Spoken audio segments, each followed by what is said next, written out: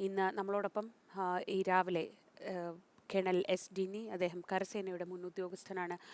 Good morning sir. ഇന്നലെ തൊട്ട് ഈ വിഷയത്തെപ്പറ്റി ഒരുപാട് സംസാരിക്കുന്നുണ്ട്. നമ്മളെ സംബന്ധിച്ച് രാജ്യം ഒരു സ്വതന്ത്ര ഇന്ത്യയിലെ തന്നെ ഏറ്റവും വലിയ പരിഷ്കരണങ്ങളിലൂടെ സൈന്യം കടന്നു പോകുമ്പോൾ അതിൻ്റെ ഒരു ഏകോപനം ഏൽപ്പിച്ചിരുന്ന ഒരു ഉദ്യോഗസ്ഥനാണ്. അതിൻ്റെ ഏറ്റവും പ്രധാനപ്പെട്ട ഒരു ആണിക്കല്ലിനെയാണ് നഷ്ടമാവുന്നത്. രാജ്യത്തെ സേനാ വിഭാഗത്തെ അത് ബാധിക്കില്ലായിരിക്കാം, പക്ഷേ എങ്കിൽ പോലും അദ്ദേഹത്തെ പോലൊരു സൈനിക ഉദ്യോഗസ്ഥനെ നഷ്ടമാവുമ്പോൾ അത് രാജ്യത്തിന് എന്തുമാത്രം വലിയ നഷ്ടമാണ്.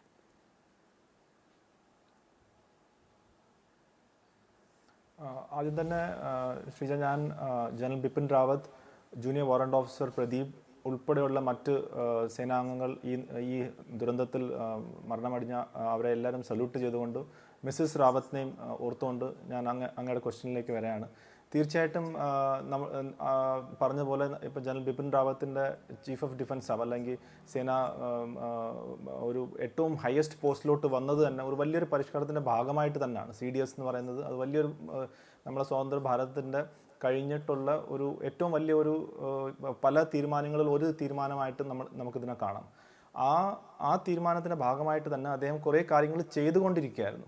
അതിൻ്റെ അകത്ത് ഏറ്റവും ഇമ്പോർട്ടൻ്റ് അല്ലെങ്കിൽ ഏറ്റവും കൂടുതൽ അതിനകത്ത് നമുക്ക് മനസ്സിലാക്കേണ്ടുള്ളത് ഈ 3 സേനകളെ ഒരുമിച്ച് കൊണ്ടുപോവുക. അത് ഇത്രയും നാളായിട്ട് നടക്കാത്തൊരു കാര്യമായിരുന്നു. 3 സേന, എയർഫോഴ്സും ആർമിയും നേവിയും പല യുദ്ധങ്ങളിലും അവരവർ നല്ല രീതിയിൽ ചെയ്തിട്ടുണ്ടെങ്കിൽ തന്നെ പക്ഷേ ഒരു കോർഡിനേഷൻ ഇല്ലായിരുന്നു. അപ്പോൾ അതിനു വേണ്ടിയാണ് ജനറൽ ബിപിൻ റാവത്തിനെ ഈ ചീഫ് ഓഫ് ഡിഫൻസ് സ്റ്റാഫ് ആക്കി കൊണ്ടുവന്നത്. അപ്പോൾ അദ്ദേഹം അത് ചെയ്തുകൊണ്ടിരിക്കുമ്പോൾ തന്നെ സേനയുടെ ഉള്ളിൽ തന്നെ പല ആളുകൾ എന്ന് പറഞ്ഞാൽ അതിനകത്ത് എതിർപ്പുകൾ കാണും. ബിക്കോസ് നാച്ചുറലി ആരും അവരുടെ സ്പേസ് കളയാൻ താല്പര്യമില്ല. അവരുടെ സർവീസസിൻ്റെ ആ സ്പേസ് കളയാതിരിക്കാൻ വേണ്ടി അവർ മാക്സിമം ശ്രമിക്കും. പക്ഷെ അതൊന്നും വകവയ്ക്കാതെ, മറ്റുള്ളവർ എന്ത് പറയുന്നു എന്നൊന്നും വകവയ്ക്കാത്ത രാജ്യത്തിൻ്റെ താല്പര്യം മാത്രം മുന്നിൽ നിർത്തിക്കൊണ്ടാണ് അദ്ദേഹം പ്രവർത്തിച്ചത്. അതുകൊണ്ട് അദ്ദേഹം പലപ്പോഴും പല കാര്യങ്ങൾ പറഞ്ഞതൊക്കെ ചിലർക്ക് ചിലപ്പോൾ ഇഷ്ടപ്പെടത്തില്ല. പക്ഷേ അദ്ദേഹം അതൊന്നും അദ്ദേഹത്തിൻ്റെ ഇമേജിനെയോ അല്ലെങ്കിൽ അത് സർവീസസിന് വേണ്ടി മാത്രമായിട്ടല്ല അദ്ദേഹം ചിന്തിച്ചത്. ഒരു രാജ്യത്തിന് വേണ്ടി ഏതാണോ ഏറ്റവും നല്ല കാര്യം അദ്ദേഹം ആ രീതിയിൽ തന്നെയാണ് മുന്നോട്ട് പോകുക. അപ്പോൾ അതുകൊണ്ട് തീർച്ചയായിട്ടും ഒരു വലിയൊരു നഷ്ടം തന്നെയാണ്. ശ്രീജ പറഞ്ഞ പോലെ ഒരു ആർമിയിലായാലും ശരി, എയർഫോഴ്സ് നേവിയിലായാലും ശരി, ഒരു ഉദ്യോഗസ്ഥൻ പോയാൽ അടുത്തൊരു ഉദ്യോഗസ്ഥൻ കാണും, അതിനകത്ത് യാതൊരു സംശയമില്ല. പക്ഷേ ജനറൽ ബിപിൻ റാവത്തിനെ പോലെ ആദ്യത്തെ ചീഫ് ഓഫ് ഡിഫൻസ് സ്റ്റാഫ് എന്ന് പറയുമ്പോൾ അദ്ദേഹത്തിൻ്റെ എക്സ്പീരിയൻസ്, അതുപോലെ തന്നെ ഇതിനകത്ത് ഒരു കാര്യം കൂടെ പറയുന്നത്, ഈ ജനറൽ ബിപിൻ റാവത്ത് 2 കാര്യങ്ങളിൽ വളരെയേറെ എക്സ്പീരിയൻസ്ഡ് ഉള്ള ഒരു ഓഫീസറായിരുന്നു. ഒന്ന് കൗണ്ടർ ടെററിസം, തീവ്രവാദത്തിൻ്റെ അഗെയിൻസ്റ്റ് ആയിട്ടുള്ള പ്രവർത്തനത്തിൽ അദ്ദേഹം വളരെയേറെ എക്സ്പീരിയൻസ് ഉണ്ട്. 2 ഹൈ ആൾട്ടിറ്റ്യൂഡ് വാർഫെയറിൽ. ഈ 2 പ്രശ്നങ്ങളും ഇന്ന് നമ്മുടെ രാജ്യം നേരിടുന്ന ഏറ്റവും വലിയൊരു ചാലഞ്ചാണ്. നമുക്ക് പറയാം, ഇന്ത്യയും ചൈനയും തമ്മിലുള്ള അതിർത്തി പ്രശ്നവും കാശ്മീരിലും മറ്റുള്ള സ്ഥലത്തുള്ള തീവ്രവാദ പ്രശ്നവും. അത് രണ്ടിലും ഇദ്ദേഹത്തിനെ പോലൊരു ഉദ്യോഗസ്ഥൻ ഒരു ഏറ്റവും മുകളിലുണ്ടായതുകൊണ്ട് അതിനെ മനസ്സിലാക്കാനും അതിനെ നല്ല രീതിയിൽ കൊണ്ടുപോകാനും വലിയ രീതിയിലുള്ള സഹായമുണ്ട്. അപ്പം എനിക്കിത്രേ പറയാനുള്ളൂ. ജനറൽ ബിപിൻ റാവത്തിൻ്റെ ലോസ് രാജ്യത്തിൻ്റെ തന്നെ ഒരു വലിയൊരു ലോസ് തന്നെയാണ്. അതിനകത്ത് യാതൊരു സംശയമില്ല. അദ്ദേഹം തുടങ്ങി വെച്ച കുറേ കാര്യങ്ങളുണ്ട്, അത് മുന്നോട്ട് തന്നെ പോകുമെന്നും എനിക്ക് നല്ല ഉറച്ച വിശ്വാസവുമുണ്ട്. കേണൽ ഡിന്നി, ഇപ്പോൾ നമ്മൾ ഇന്നലെ തൊട്ട് ഈ അപകടത്തെപ്പറ്റി ഒരുപാട് സംസാരിക്കുന്നുണ്ട്. ഈ ഒരു വലിയ ലോസ് അവിടെ നിൽക്കുമ്പോൾ തന്നെ ഈ അപകടത്തെപ്പറ്റി ഒരുപക്ഷെ നമുക്കിപ്പോഴും കാര്യമായ ഒന്നും അറിയില്ല. എങ്കിലും ഈ മേഖല അദ്ദേഹത്തിന് പരിചയമുള്ളതാണ്, അല്ലെങ്കിൽ അവിടെ നിന്ന് വെല്ലിംഗ്ടൺ ഇത്ര അടുത്തുള്ള ഒരു സ്ഥലമാണല്ലോ. അപ്പോൾ അങ്ങനെ അപരിചിതമായൊരു സ്ഥലമല്ല, അപരിചിതമായൊരു ടെറൈൻ അല്ല അത്. എന്നിട്ടും ഇങ്ങനൊരു അപകടം എങ്ങനെ ഉണ്ടായി എന്നത് സംബന്ധിച്ചൊക്കെ പല കാരണങ്ങൾ വരുന്നുണ്ട്. താങ്കൾക്ക് എന്താണ് തോന്നുന്നത്? ആ കാലാവസ്ഥ അങ്ങനെ പെട്ടെന്നുണ്ടായ ഒരു കാലാവസ്ഥയല്ല, ആ ടെറൈൻ ഏറെക്കാലമായി പരിചിതമായൊരു ടെറൈനാണ്. പിന്നെ എങ്ങനെയായിരിക്കും ഇങ്ങനൊരു അപകടത്തിലേക്ക് കാര്യങ്ങൾ പോയത്?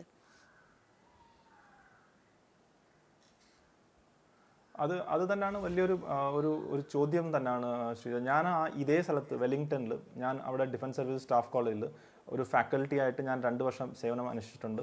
അതേ കാലയളവിൽ ജനറൽ ബിപിൻ റാവത്ത് ഇതേപോലെ ഹെലികോപ്റ്ററിൽ വന്ന് ഇറങ്ങുകയും എന്നെ ഉൾപ്പെടെയുള്ള ഫാക്കൽറ്റി മെമ്പേഴ്സ് അവരെ റിസീവ് ചെയ്യുകയും മറ്റുള്ള സ്റ്റുഡൻസുമായിട്ടൊരു ഇൻട്രാക്ഷനൊക്കെ നമ്മൾ ചെയ്തിട്ടുള്ള ഒരു സാഹചര്യമുണ്ട്. അതാണ് ഒന്ന്. 2, ഇതൊരു സ്ഥിരം ഒരു ഇവൻ്റാണ്. അതായത് ഈ സ്റ്റാഫ് കോളേജ് എന്ന് പറയുന്നത് ലോകത്ത് തന്നെ ഒരു പ്രീമിയർ ഇൻസ്റ്റിറ്റ്യൂട്ടാണ്. അവിടെ ഒരു വർഷത്തേക്ക് ഈ കുട്ടികൾ സ്റ്റുഡൻസ് വന്നിട്ട്, അതായത് മേജർ റാങ്കിലുള്ള യങ് ഓഫീസേഴ്സ് വന്ന് പഠിക്കുകയും വെളിയിൽ നിന്നുള്ള വിദേശ രാജ്യങ്ങളിലുള്ള ഓഫീസേഴ്സ് വരെ അവിടെ വരാറുണ്ട്. അപ്പം ഇവരുമായിട്ട് ഇൻറ്ററാക്ട് ചെയ്യാൻ വേണ്ടി, അവരുമായിട്ടുള്ള എക്സ്പീരിയൻസ് പങ്കുചേരാൻ വേണ്ടി സീനിയർ ഓഫീസേഴ്സ് ജനറൽ ബിപിൻ റാവത്തിനെ പോലെയും മറ്റുള്ള army chief, naval chief, air force ചീഫും വിദേശ രാജ്യത്തെ തലവന്മാരും അംബാസിഡേഴ്സും ഒക്കെ അവിടെ വരാറുണ്ട്. അവരൊക്കെ വരുമ്പോഴും ഇതേപോലത്തെ മാർഗ്ഗമാണ് സ്വീകരിക്കുക. അതായത് ചിലവർ ബൈ റോഡ് വരാറുണ്ട്, കോയമ്പത്തൂർ എയർപോർട്ട് ഇറങ്ങിയിട്ട് ബൈ റോഡ് വരാറുണ്ട്. VVIPs ഒക്കെ വരുമ്പോൾ അവർ ഹെലികോപ്റ്റർ വഴി തന്നെയാണ് വരുന്നത്. അപ്പോൾ അതിനകത്ത് ഇതൊരു ഒരു ഒരു ആദ്യമായിട്ട് നടക്കുന്ന ഒരു കാര്യമല്ല. രണ്ടാമത് ഈ പൈലറ്റ്സ് അവിടെ അവർ അതേ ഏരിയയിൽ തന്നെ, സുല്ലൂർ എന്ന് പറഞ്ഞാൽ ശ്രീജ പറഞ്ഞ പോലെ തന്നെ വലിയ ദൂരമൊന്നും ഇല്ലാത്ത സ്ഥലമാണ്. ആ സ്ഥലത്ത് തന്നെ രാത്രിയും പകലും എല്ലാം അവിടെ ഫ്ലൈ ചെയ്ത് നല്ല പരിചയമുള്ള ഒരു പൈലറ്റ്സാണ്. ഇപ്പോൾ തന്നെ നമുക്കറിയാം വിംഗ് കമാൻഡർ പൃഥ്വി എന്നൊക്കെ പറഞ്ഞു കഴിഞ്ഞാൽ എത്രയോ മണിക്കൂറുകൾ ഫ്ലൈ ചെയ്തിട്ടുള്ള പരിചയമുണ്ട്. അതുപോലെ തന്നെ ഈ ഇങ്ങനത്തെ VVIP വരുമ്പം അതേ ആ സ്ക്വാഡറിൻ്റെ തന്നെ അല്ലെങ്കിൽ ആ ഹെലികോപ്റ്റർ യൂണിറ്റിൻ്റെ കമാൻഡിങ് ഓഫീസറൊക്കെ ആയിരിക്കും ആ പൈലറ്റായിട്ട് പോകുന്നത്. അത്ര പരിചയസമ്പന്നമുള്ളവരാണ് ഇങ്ങനത്തെ കാര്യങ്ങൾ വരുന്നത്. മൂന്നാമത്തെ കാര്യം എന്ന് വെച്ചാൽ ഈ ഹെലികോപ്റ്ററിനെ കുറിച്ച് തന്നെ നമുക്കറിയാം, അത് ഇന്ത്യയുടെ ഇന്നത്തെ ഇത് വെച്ച് ഏറ്റവും മോഡേൺ ആയിട്ടുള്ളൊരു ഹെലികോപ്റ്ററാണ്. അതിനകത്ത് ഇപ്പം കാലാവസ്ഥ മോശമാണെങ്കിൽ തന്നെ അതിന് വേണ്ടിയുള്ള പരിഹാരങ്ങൾ കണ്ടെത്തി ചെയ്യാനുള്ള ഒരു ശേഷിയുള്ള ഒരു ഹെലികോപ്റ്ററാണ്. ഇതൊക്കെ വെച്ച് നോക്കുമ്പോൾ ഇത് എങ്ങനെ സംഭവിച്ചു എന്നുള്ളത് വളരെ ഒരു വലിയൊരു ചോദ്യം തന്നെയാണ്. അതിനകത്ത് എനിക്ക് അറിയാം, ഇപ്പോൾ എയർ ചീഫും അവിടെ വന്നിട്ടുണ്ട്. എയർ ചീഫ് ഒരു പൈലറ്റാണ്. അപ്പോൾ അദ്ദേഹത്തിന് ഒരു ഏരിയയിൽ ഈ സൈറ്റ് ചെല്ലുമ്പോഴും അവിടെയുള്ള ആളുകളായിട്ട് ഇൻട്രാക്ട് ചെയ്യുമ്പോഴും കുറച്ചൊരു ഇനീഷ്യലായിട്ടുള്ള ഒരു റിപ്പോർട്ട്സ് അല്ലെങ്കിൽ ഇനീഷ്യലായിട്ടുള്ള ഒരു റിപ്പോർട്ട് കിട്ടും. അതുകൊണ്ട് അദ്ദേഹം അറ്റ്ലീസ്റ്റ് എന്താണ് സംഭവിച്ചതെന്ന് മനസ്സിലാവും. അത് എങ്ങനെയാണ് സംഭവിച്ചതെന്നുള്ളത് ഡീറ്റെയിൽ ആയിട്ടൊരു റിപ്പോർട്ട് വരുമ്പോഴേ നമുക്കത് അറിയാൻ പറ്റത്തുള്ളൂ, എന്തൊക്കെ കാരണങ്ങൾ കൊണ്ടാണ് ഈ ഒരു ആക്സിഡൻറ്റ് പറ്റിയത്. പക്ഷേ തീർച്ചയായിട്ടും ഇതൊരു വലിയ ഡിഫിക്കൽട്ടായിട്ടുള്ള ഒരു ടെറേനോ അല്ലെങ്കിൽ ഇവിടെ നിന്നും ഇത് ആദ്യമായിട്ട് വരുന്ന രീതിയോ അല്ലെങ്കിൽ ഇൻഎക്സ്പീരിയൻസ് ആയിട്ടുള്ള പൈലറ്റോ അല്ലെങ്കിൽ കാലാവസ്ഥ അത്രയേറെ മോശമായിട്ടുള്ള രീതിയിലുള്ള ഒരു കാലാവസ്ഥ അങ്ങനെ മാറ്റങ്ങളൊന്നും അത്ര വലിയ സംഭവങ്ങളൊന്നും നടക്കാത്ത ഒരു ഏരിയയിലാണ് ഇത്രയും ഇന്ത്യയുടെ തന്നെ ഏറ്റവും സീനിയർ മോസ്റ്റ് ഓഫീസറിൻ്റെ ദാരുണമായിട്ടുള്ള ഒരു ആക്സിഡൻറ്റ് നടക്കുന്നതെന്ന് വളരെ വിചിത്രമായിട്ടും സത്യം പറഞ്ഞാൽ വിശ്വസിക്കാൻ ഇച്ചിരി വിശ്വസിക്കാൻ ബുദ്ധിമുട്ടുള്ള ഒരു സംഭവമായിട്ട് തന്നെയാണ് അത് ഞാൻ കാണുന്നത്. ഇന്ത്യയെ സംബന്ധിച്ച് നേരത്തെ താങ്കൾ പറഞ്ഞു, നേരത്തെ നമുക്ക് പാകിസ്ഥാൻ നമ്മുടെ ഒരു ചിരവൈരിയാണ്, അല്ലെങ്കിൽ ഇപ്പുറത്തെ സൈഡിൽ ചൈനയുമായിട്ട് നമുക്ക് യുദ്ധമുണ്ടായിട്ടുണ്ട്. പക്ഷേ രണ്ട് സൈഡിൽ നിന്ന് ഒരേ സമയം നമ്മൾ സമ്മർദ്ദങ്ങളൊക്കെ നേരിടുന്ന ഒരു സമയം, രണ്ട് സൈഡിലേക്കും ശ്രദ്ധ കാര്യമായി വേണ്ട ഒരു സമയം. ആ സമയത്താണ് ബിപിൻ റാവത്തിനെ പോലൊരു സൈന്യത്തിൽ അത്ര വലിയ പാരമ്പര്യമുള്ള ഒരുപക്ഷെ ഒരു ഓൺ ഹാൻഡ് എക്സ്പീരിയൻസ് ഉള്ള ഒരു ഉദ്യോഗസ്ഥൻ ഇതിൻ്റെ തലപ്പത്തേക്ക് വരുന്നതും ഒരു പ്രത്യേക സാഹചര്യത്തിൽ നമുക്കൊരു പക്ഷേ എല്ലാ സേനാ വിഭാഗങ്ങളുടെയും കൂടി യോജിച്ചുള്ള പ്രവർത്തനം വേണ്ട ഏറ്റവും ക്രൂഷ്യലായ ഒരു സമയത്താണ് അദ്ദേഹം ഇല്ലാതാവുന്നത്. അത് രാജ്യത്തെ സംബന്ധിച്ച് ഒരുപക്ഷെ നമുക്കറിയാം, സർക്കാരിനെ സംബന്ധിച്ച് ഏറ്റവും ശക്തനായ ഏറ്റവും വിശ്വസ്തനായ ഒരാൾ കൂടെ ഉണ്ടായിരുന്നു, ഇതേക്കുറിച്ച് ഏറ്റവും നന്നായി അറിയുന്ന ഒരാൾ കൂടെ ഉണ്ടായിരുന്നു എന്നുള്ളത് ഒരു ചെറിയ കരുത്തല്ല. രാജ്യത്തെ സംബന്ധിച്ച് അത് എത്രത്തോളം സമ്മർദ്ദം ഉണ്ടാക്കുന്ന ഒന്നാണ്.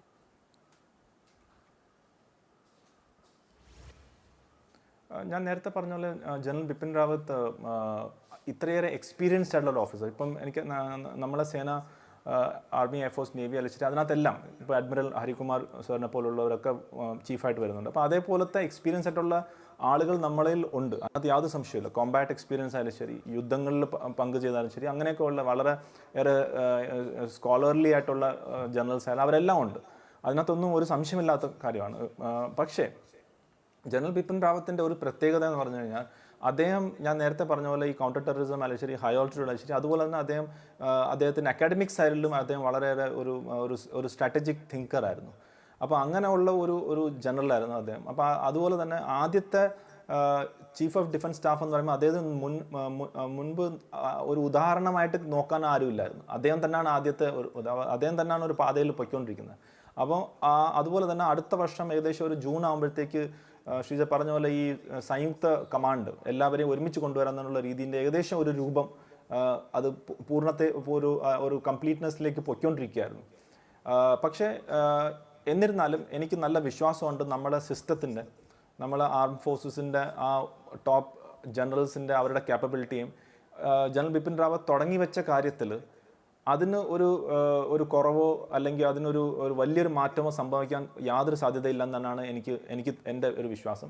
അതിൻ്റെ കാരണം ഞാൻ പറഞ്ഞ പോലെ ഇതൊരു ടീം എഫേർട്ടാണ്.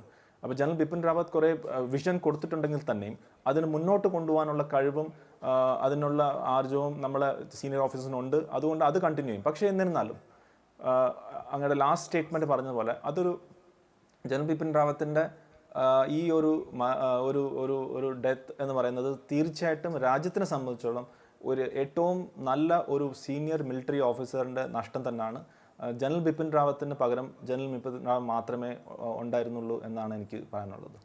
ഇന്നിപ്പോൾ രാവിലെ ഇങ്ങനെ പത്രത്തിലൊക്കെ നോക്കുമ്പോൾ അദ്ദേഹത്തെ പറ്റി വായിച്ചൊരു ഒരു സംഭവം, അതായത് ഒരു അപകടമുണ്ടായി. ഇതിനു മുമ്പ് ഒരു ഒരു ഹെലികോപ്റ്റർ അപകടമുണ്ടായപ്പോൾ മുറിവേറ്റ് നിന്ന് വളരെ പെട്ടെന്ന് മറ്റൊരു ഹെലികോപ്റ്ററിൽ കയറി മുഖ്യമന്ത്രി വിളിച്ച യോഗത്തിൽ പോയി പങ്കെടുത്ത ഒരു വ്യക്തിയാണ്. വലിയൊരു അപകടത്തിൽ നിന്ന് മുമ്പും രക്ഷപ്പെട്ടിട്ടുണ്ട്. അപ്പോൾ അത്രയേറെ ധീരനായ, ഇത്ര വലിയൊരു സൈനിക പാരമ്പര്യം, അച്ഛൻ മിലിറ്ററിയിൽ ഉപമേധാവി വരെ എത്തിയ ഒരാളാണ്. അങ്ങനെ ഒരു സൈനിക പാരമ്പര്യമുള്ള ആ പോരാട്ട വീര്യം രക്തത്തിലുണ്ടായിരുന്ന ഒരാൾ. എങ്ങനെയായിരിക്കും രാജ്യം ഈ ധീരപുത്രനെ ഓർക്കുക?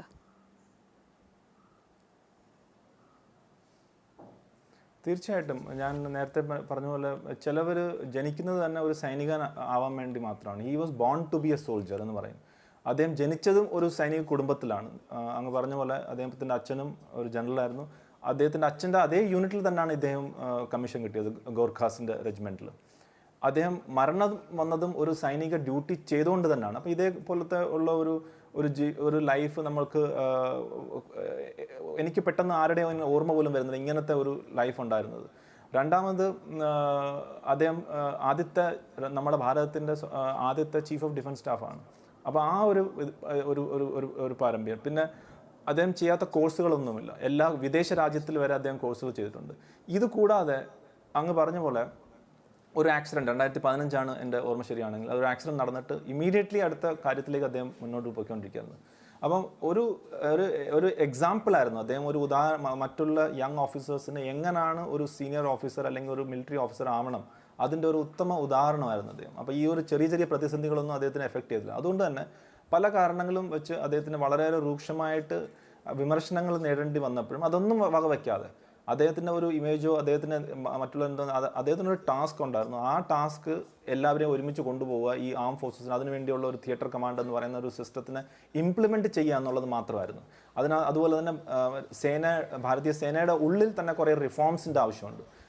നാച്ചുറലി ഒരു പഴയ സിസ്റ്റം മാറി ഒരു പുതിയ സിസ്റ്റത്തിലോട്ട് വരുമ്പം ചില എതിർപ്പുകൾ അവിടെയും സംഭവിക്കും. അപ്പോൾ അതൊന്നും വകവയ്ക്കാതെയാണ് അദ്ദേഹം മുന്നോട്ട് പോയത്. പിന്നെ നേരത്തെ ഞാൻ മുമ്പ് പറഞ്ഞാൽ അദ്ദേഹത്തിൻ്റെ വേറൊരു നല്ലൊരു ക്വാളിറ്റി എന്ന് പറഞ്ഞു കഴിഞ്ഞാൽ അദ്ദേഹം എപ്പോഴും യങ് ഓഫീസേഴ്സ്, ഈ ഗ്രൗണ്ടിൽ പ്രവർത്തിക്കുന്ന ഓഫീസേഴ്സിൻ്റെ കൂടെ എപ്പോഴും നിൽക്കും. അവർ തെറ്റ് ചെയ്താൽ തന്നെ അവരുടെ തെറ്റ് അതൊരു എറർ ഓഫ് ജഡ്ജ്മെൻ്റ് ആണെന്നുള്ള രീതി, അത് ജഡ്ജ്മെൻറ്റിലൊരു തെറ്റ് പറ്റിയതാണ്, അല്ലാതെ ഒരു ഇൻറ്റൻഷനലല്ല എന്നുള്ള രീതിയിൽ അദ്ദേഹം എപ്പോഴും നിൽക്കുക. അതുപോലെ തെറ്റ് മനഃപൂർവ്വം ചെയ്യുന്ന തെറ്റാണെങ്കിൽ അത് ശിക്ഷിക്കാനും യാതൊരുവിധ മടിയും കാണിക്കത്തില്ലായിരുന്നു.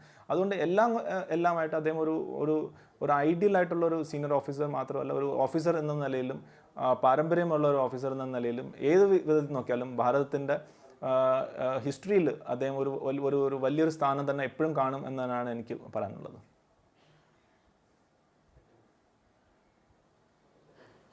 ഇപ്പം നമ്മളെ സംബന്ധിച്ച് ഈ ഒരു അപകട വാർത്ത വരുമ്പോൾ നമ്മളൊക്കെ പ്രതീക്ഷിച്ചിരുന്നത് ഈ അപകടത്തിൽ ആ സിറ്റുവേഷൻ അവിടെ നിന്ന് കിട്ടുന്ന വിവരങ്ങൾ വളരെ മോശമായിരുന്നെങ്കിൽ പോലും ബിപിൻ റാവത്തിന് ഒന്നും സംഭവിച്ചിട്ടുണ്ടാവില്ല. അദ്ദേഹത്തിൻ്റെ ആരോഗ്യസ്ഥിതി സംബന്ധിച്ച് മണിക്കൂറുകളോളം നമുക്കൊരു വിവരങ്ങളുമില്ല. ഇനിയിപ്പോൾ അവസാനം നമുക്ക് ആകെ പ്രതീക്ഷയുള്ളത് വരുൺ സിംഗ് എന്ന സൈനിക ഉദ്യോഗസ്ഥൻ്റെ കാര്യത്തിലാണ്.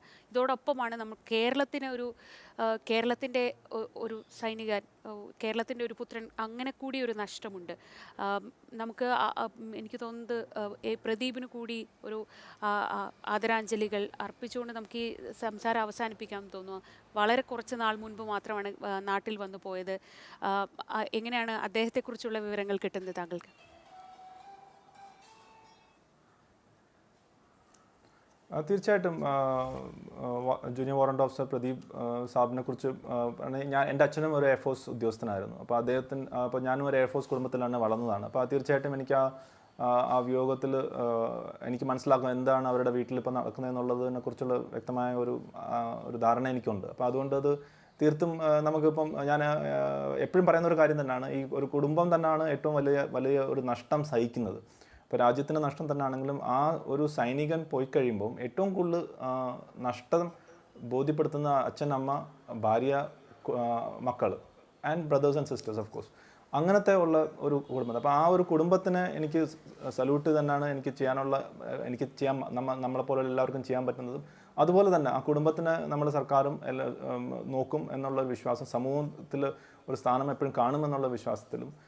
അതുപോലെ തന്നെ നമ്മുടെ ഗ്രൂപ്പ് ക്യാപ്റ്റൻ വരുൺ സിംഗ്, അദ്ദേഹം അവിടെ ഒരു ഫാക്കൽറ്റി മെമ്പറായിരുന്നു. ജനറൽ ബിപിൻ റാവത്തിനെ റിസീവ് ചെയ്ത് തിരിച്ച് കൊണ്ടുവരാനുള്ള ഒരു ഡ്യൂട്ടിയിലായിരുന്നു അദ്ദേഹത്തിനും രക്ഷപ്പെട്ട് തിരിച്ചു വരും എന്നുള്ള വിശ്വാസത്തിൽ എന്താണ് ഞാനും നിൽക്കുന്നത്. Sreeja, thank you so much. ഈ ഒരു സമയം ഏതൊരു സൈനിക ഉദ്യോഗസ്ഥനെ സംബന്ധിച്ചും വിഷമം പിടിച്ചതാണെന്ന് എനിക്കറിയാം. കാരണം നമ്മളെല്ലാവരും കണക്ട് ചെയ്യുക നമ്മുടെ അനുഭവങ്ങൾ ചേർത്ത് വെച്ചാണ്. അപ്പോൾ ഇങ്ങനൊരു സമയത്ത് ഇത്ര വിശദമായി തന്നെ കാര്യങ്ങൾ പറഞ്ഞു തരാനെത്തിയതിന് വളരെ നന്ദി കേണൽ ഡിന്നി. നമുക്ക് അദ്ദേഹം പറഞ്ഞതുപോലെ തന്നെ ഒരു സൈനികൻ്റെ മരണം രാജ്യത്തിൻ്റെ വലിയ നഷ്ടമാണ്. അപ്പം അതിലുമുപരി ആ കുടുംബത്തിൻ്റെ നഷ്ടമാണ്. അങ്ങനെ ജീവൻ നഷ്ടപ്പെട്ട സൈനികരുടെ കുടുംബത്തോടൊപ്പം ചേർന്ന് നിൽക്കാം, അവരോടൊപ്പം അവരുടെ വിഷമത്തിൽ പങ്കുചേരുന്നതോടൊപ്പം രാജ്യത്തിന് വേണ്ടി കൂടിയാണ് അവരുടെ ജീവൻ നഷ്ടപ്പെട്ടത് എന്ന ഓർമ്മയിൽ അവരെ നമുക്ക് ചേർത്ത് പിടിക്കാം. വളരെ സന്തോഷം ഞങ്ങളോടൊപ്പം ഇത്ര വിശദമായി കാര്യങ്ങൾ പറയാനെത്തിയതിന്.